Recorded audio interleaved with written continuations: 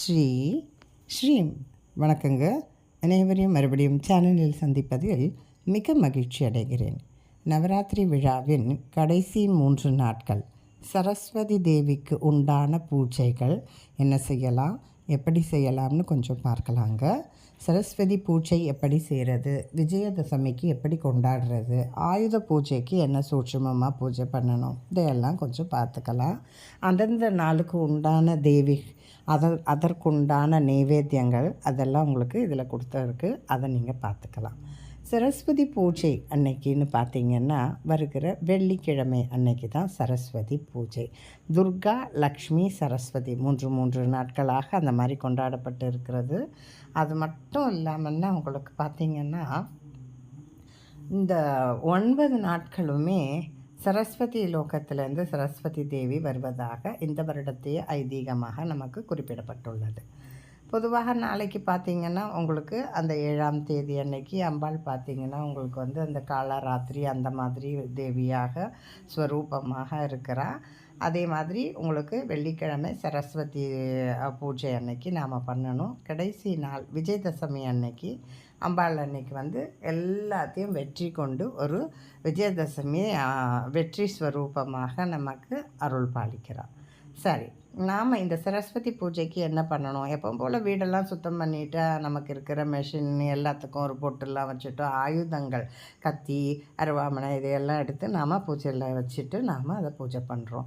அதை தாண்டி ஒரு விஷயம் எங்கள் குருநாதர் சொல்லியிருக்கிறது அடிக்கடி அடியேன் வலியுறுத்தி வருகிறேன். ஒரு வெள்ளை துணியோ இல்லை ஒரு வெண்பட்டு துணியிலையோ உங்களுக்கு எந்த சப்ஜெக்ட் ரொம்ப ஹார்டாக இருக்கோ அது வைங்க. இல்லைன்னா குழந்தைங்களோட அனைத்து புத்தகங்களையும் நமக்கு கல்விக்கு உண்டான உபகரணங்கள், பென்சில், ரப்பர், ஜாமெட்ரி பாக்ஸ் இது எல்லாமும் நாம் வச்சுட்டு, இல்லை நம்ம பெரிய படிப்பு படிக்கிறாங்கன்னா, ஒரு மெடிக்கல் படிக்கிறாங்கன்னா அவங்களுடைய இன்ஸ்ட்ருமெண்ட்ஸ், அப்படி இல்லைனாக்கா உங்களுக்கு அந்த மற்ற என்ஜினியரிங்கோடைய இன்ஸ்ட்ருமெண்ட்ஸ் இதையெல்லாம் கூட நீங்கள் வச்சு படிக்கலாம். அதை என்ன பண்ணணும், கொஞ்சம் நேரம் அதை ஒரு சின்ன மூட்டை மாதிரி கட்டி வச்சிடணும். அதை சரஸ்வதி அதில் உங்களுக்கு ஆசீர்வாதம் பண்ணிட்டு போகிறதாக ஒரு ஐதீகம். அதை மறுநாள் காலையில் தசமி அன்னைக்கு காலையில் நாம் அதை எடுத்து அந்த பட்டு துணியை பிரிச்சுட்டு அதை எடுத்து நாம் படிக்கலாம். அந்த ஆயுதங்களை கூட பார்த்திங்கன்னா எல்லா கடைகள்லாம் கூட பார்த்திங்கன்னா ஆயுத பூஜை முடிந்த உடனே ஒரு நாள் லீவ் கொடுத்துடுவாங்க. அந்த ஆயுதங்களுக்கெல்லாம் ரெஸ்ட்டு. அதனால் நமக்கு எந்த ஆபத்தும் வரக்கூடாது அப்படிங்கிறது தான் இந்த ஆயுத பூஜை. சரி, அடுத்து வாகன பூஜை நாம் செய்வோம் விஜயதசமி அன்னைக்கு. அதை எப்படி செய்யலாம் அப்படின்னு பார்த்திங்கன்னா ஒரு 4 சக்கரமோ 2 சக்கரமோ 3 சக்கரமோ எந்த வாகனமோ அந்தந்த வாகனத்துக்கு ஒரு தேவகனி அப்படின்னு சொல்கிற ஒரு எலுமிச்சை கனியை வச்சுட்டு நாம் வண்டியெல்லாம் சுத்தம் பண்ணிவிட்டு அந்த பூஜை பண்ணிவிட்டு நாம் அந்த வண்டியை நகர்த்தும் போது ஒன்று கிழக்கு முகமாக நகர்த்துங்க, இல்லையா வடக்கு முகமாக நகர்த்துங்க, தெற்கு முகமாக நகர்த்த வேண்டாம். ஸோ அந்த உங்களுக்கு என்ன சௌகரியமோ, நீங்கள் வாழை மரம் போடுறீங்களா, தோரணம் போடுறீங்களா, இல்லை வெறும் 2 சாமந்தி பூ வச்சுட்டு நீங்கள் ஒரு சந்தன குங்குமமோ விபூதியோ வச்சு நீங்கள் பூஜை போடுறீங்களா, அது அவங்களுடைய சௌகரியத்தை பொறுத்தது. அந்த பூஜையை முடித்தவுடன் உங்களுடைய வாகன தேவதையை வேண்டி முதல்ல ஒரு 2 அடி கிழக்கு அல்லது வடக்கு நோக்கி செலுத்துவது சால சிறந்தது. தெற்க தவிர்த்து மற்ற 3 டைரக்ஷனில் நீங்கள் சும்மா ஒரு 2 அடி தள்ளிட்டு அதுக்கப்புறம் அந்த வண்டியை நீங்கள் சும்மா ஒரு ரவுண்டு போயிட்டு வந்துட்டு நீங்கள் வச்சு விட்டுக்கலாம். இதுதான் இந்த பூஜைக்குண்டான விஷயங்கள். அதே மாதிரி சரஸ்வதி தேவிக்கு பார்த்திங்கன்னா வெண்மையான நிறங்களில் உள்ள அனைத்து நைவேத்தியங்களுமே அம்பாளுக்கு பிடிக்கும்.